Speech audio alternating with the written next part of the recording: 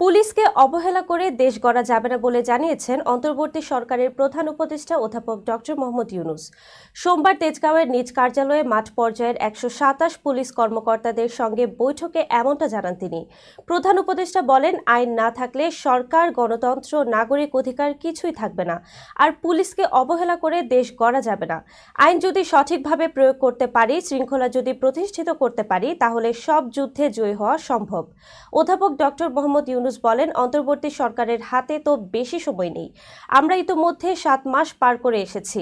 আমরা বলেছি ডিসেম্বরে নির্বাচন হবে, কাজেই এর মধ্যেই আমাদের যে সামর্থ্য রয়েছে, যা যা সংস্কারের প্রয়োজন সেগুলো করতে হবে।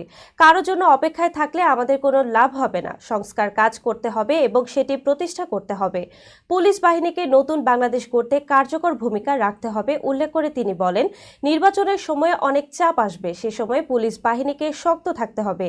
যে সরকার আসবে তা যেন আইনের মাধ্যমে হয়, সেটি নিশ্চিত করতে হবে।